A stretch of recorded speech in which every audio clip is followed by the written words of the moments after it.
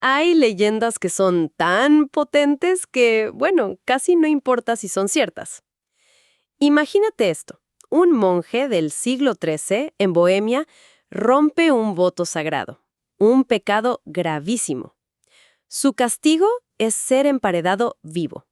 Y en su celda, a punto de ser sellada para siempre, hace una promesa desesperada. Para expiar su alma, escribirá el libro más grande del mundo, con todo el conocimiento humano, y lo hará en una sola noche. Claro, a medida que avanza la noche, se da cuenta de que es imposible.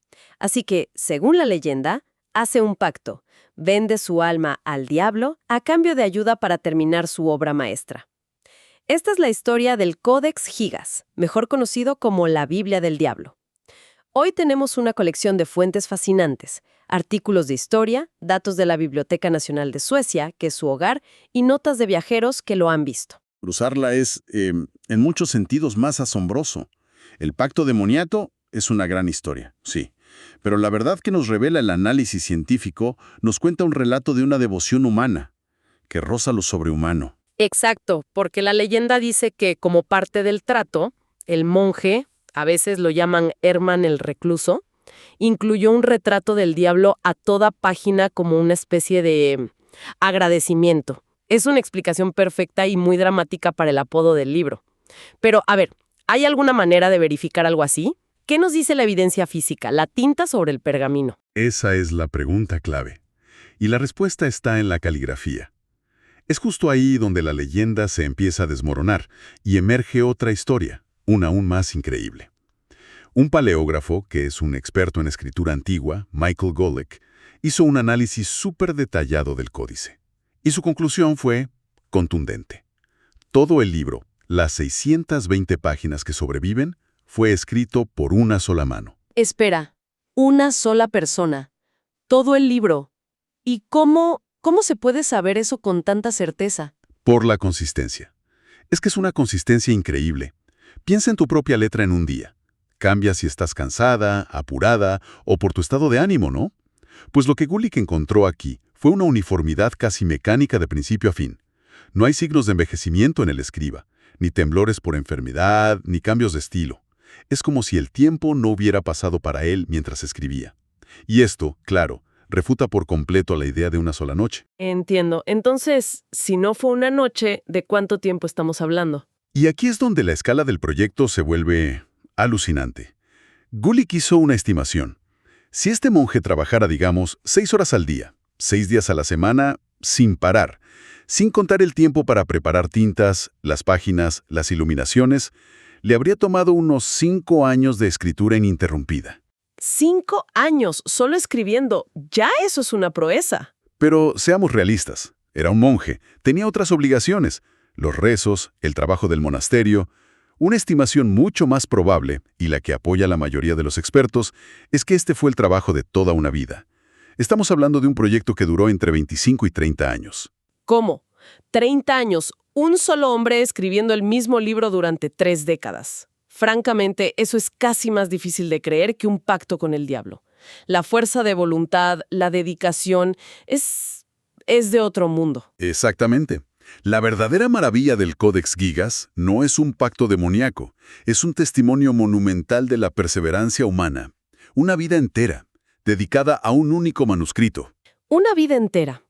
Y para crear algo de esta magnitud, me imagino que el objeto físico debe ser abrumador. Las fuentes lo llaman Codex Gigas, que significa libro gigante. Pero, ¿de qué escala hablamos realmente? Hablamos de una escala que desafía lo que pensamos que es un libro. Mide 89 centímetros de alto por 49 de ancho.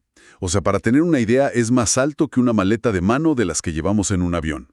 Y pesa 75 kilos. Se necesitan al menos 2 personas para moverlo. No es un libro que sostienes en el regazo. Y yo peso menos que eso. Es increíble. Es pensar en un libro casi como una pieza de mobiliario. ¿Y de qué está hecho algo tan colosal? Bueno, está encuadernado en madera, forrada de cuero blanco, con unos herrajes metálicos muy elaborados. Y las páginas no son de papel, son 310 hojas de vitela. Piel de animal. ¿Sí? Piel de animal tratada. Los análisis sugieren que se usaron las pieles de más de 160 burros o terneros para crearlo. En la Edad Media, esto era un objeto de un valor económico, incalculable. Por eso se le llegó a conocer como la octava maravilla del mundo. ¿160 animales? Solo el costo de los materiales tuvo que ser astronómico para un monasterio pequeño. Totalmente. Y ese tamaño, ese costo, no era un capricho. Si lo vemos en el contexto de la época, entendemos su propósito. No era solo un libro para leer, era una declaración de poder, de fe. Su propia existencia física estaba diseñada para inspirar asombro, reverencia. Era, en efecto, una biblioteca completa contenida en un solo volumen. Y claro, no podemos hablar del Codex Gigas sin mencionar la imagen que le dio su apodo. Me refiero, por supuesto, a la página 577, la ilustración del diablo. Las fuentes la describen con mucho detalle. Sí, es una imagen impactante, de casi medio metro de altura.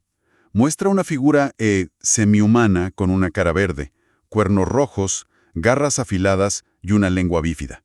Está en cuclillas, como a punto de saltar de la página. Y lo más curioso es que viste un taparrabos de armiño. Armiño. ¿Eso suena como un detalle muy extraño? Es un detalle increíblemente significativo. En la Edad Media, el armiño era un pelaje asociado exclusivamente con la realeza. Ponerle un taparrabos de armiño al diablo es una alusión visual directa a su título, el príncipe de las tinieblas. No es solo un monstruo, es una figura de poder. Con una imagen tan prominente y, bueno, aterradora, es fácil entender por qué la gente podría pensar que es un libro satánico. Pero, ¿lo es? Es una pregunta lógica, pero la respuesta es un rotundo no. De hecho, es todo lo contrario. Y la clave está en mirar la página de al lado. Justo enfrente del diablo, en la página contigua, hay otra ilustración a toda página. Es una representación de la ciudad celestial, probablemente la Nueva Jerusalén del Apocalipsis, con torres blancas, formas perfectas, un símbolo de orden divino. O sea que no están aisladas, están una frente a la otra, deliberadamente. Exacto. La yuxtaposición es el punto central. Al abrir el libro en este punto, el lector se enfrenta a una elección visual directa. El caos y la condenación a un lado, la armonía y la salvación al otro. No es una celebración del mal, es una meditación sobre la dualidad de la existencia. Eso cambia toda la perspectiva. Entonces, ¿qué más hay en este libro, además de la Biblia y estas dos imágenes? Es una compilación asombrosa. Por eso le decimos una biblioteca en un volumen. Para empezar, tiene la Biblia Vulgata completa, la versión en latín. Pero luego el escriba añadió las dos obras principales del historiador Flavio Josefo. Antigüedades de los judíos y la guerra de los judíos, ¿no? Esas mismas. Eran textos históricos fundamentales para entender el contexto del Nuevo Testamento. O sea que no es solo teología, también es historia. Es historia, es ciencia, es cultura. También incluye una de las primeras enciclopedias medievales, las Etimologías de Isidoro de Sevilla, y una compilación de textos médicos importantísimos de la época, conocida como Ars Medicina. Y también está la Crónica de los Bohemios, la primera historia completa de la región donde se creó el libro. Es increíble. Es como todo lo que un monje del siglo XIII necesita saber en un solo lugar. Precisamente. Era un corpus, un canon del conocimiento esencial. Y junto a esas grandes obras, hay textos más cortos y curiosos. Un calendario, una vista de los monjes del monasterio, e incluso fórmulas mágicas y conjuros. Espera, ¿conjuros? ¿En un libro de un monasterio? Sí, pero no del tipo que uno se imagina. Eran, por ejemplo, conjuros para exorcizar espíritus malignos. ¿O para revelar la identidad de un ladrón? Desde la perspectiva medieval, esto no contradecía la fe. Eran herramientas para combatir el mal en el mundo. Entiendo. Con un tesoro de este calibre, su historia posterior debe ser igual de dramática que su creación. Totalmente. Su viaje a través de la historia es una auténtica saga. Nació en ese pequeño monasterio en Podlašice, en la actual República Checa. Pero un objeto tan extraordinario atrajo la atención de los poderosos. En el siglo XVI, el emperador del Sacro Imperio Romano, Rodolfo II, un hombre fascinado por el ocultismo, se obsesionó con él. Lo tomó prestado para su colección en Praga, un préstamo que, claro, se hizo permanente. Pasó de un monasterio a una colección imperial. Sí, y en Praga se quedó hasta 1648, al final de la Guerra de los 30 años. El ejército sueco saqueó la ciudad, y entre el botín de guerra que se llevaron a Estocolmo estaba, como pieza central, el Codex Gigas. Un botín de guerra. ¡Es increíble! Y su viaje termina en Suecia. Su viaje casi termina en Suecia, literalmente. En 1697 hubo un incendio terrible en el Palacio Real de Estocolmo. Las llamas estaban devorando la biblioteca y, en un acto de desesperación, alguien decidió arrojarlo por una ventana. ¿Qué? Arrojar un libro de 75 kilos por una ventana. Imagínate la escena. Sobrevivió, pero con daños. La encuadernación sufrió bastante. Y hay una anécdota, registrada 50 años después, que dice que el libro cayó sobre un espectador y lo hirió. No me digas. No sabemos si es verdad, pero ilustra el caos del momento. Y gracias a ese acto desesperado, hoy se conserva en la Biblioteca Nacional de Suecia. Después de todo eso, sobrevivir a un emperador, a una guerra, a un incendio, es increíble que todavía exista. Pero, según las fuentes, no está completo del todo, ¿verdad? Es correcto, y ese es uno de sus grandes misterios finales. Originalmente, el manuscrito tenía 320 hojas. Hoy solo quedan 310. En algún momento, alguien cortó deliberadamente 10 hojas del libro. Cortadas, no arrancadas por accidente, sino extraídas a propósito. Eso, por supuesto, ha disparado la imaginación de la gente. Naturalmente, las teorías son, infinitas.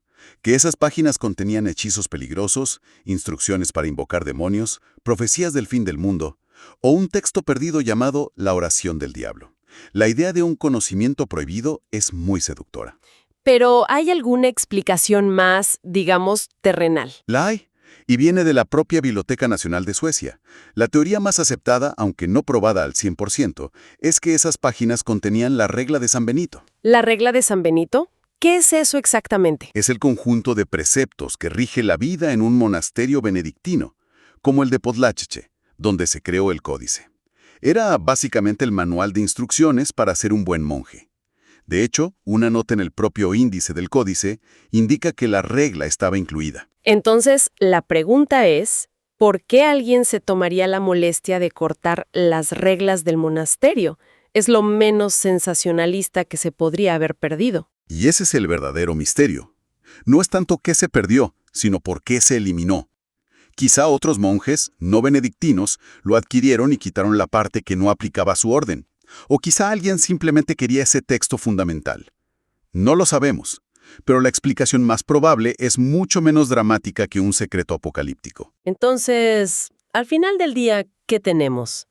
El Codex Gigas no es una Biblia del diablo en el sentido de un texto satánico. Es algo mucho más complejo. Una biblioteca medieval, monumental, un objeto de poder. Y un testamento a la fe y a la increíble dedicación de un solo ser humano. La leyenda es poderosa, pero la realidad de un hombre dedicando 30 años de su vida a esto es, en cierto modo, aún más sobrecogedora. Sin duda.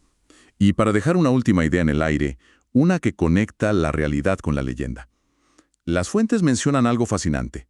Justo antes de llegar a esa famosa doble página, la del diablo y la ciudad celestial, hay una sección de 5 páginas. Es una confesión de pecados. ¿Una confesión? ¿De quién? No lo sabemos. El texto está en primera persona. Enumera pecados como el orgullo, la envidia, la lujuria. Y termina con una súplica apasionada pidiendo perdón y misericordia. Y esto nos lleva a una pregunta final. La leyenda habla de un monje pecador, Herman el Recluso. Aunque la historia del pacto sea falsa, podría tener un núcleo de verdad. ¿Podría esta confesión anónima ser la del propio escriba? ¿Y si todo este esfuerzo, estos 30 años, este monumental acto de creación no fue por un pacto, sino una forma autoimpuesta de penitencia? Una penitencia por pecados que él consideraba tan graves que requerían una vida entera de trabajo, y una confrontación diaria con esas dos imágenes, la condena que temía y la salvación que tanto anhelaba.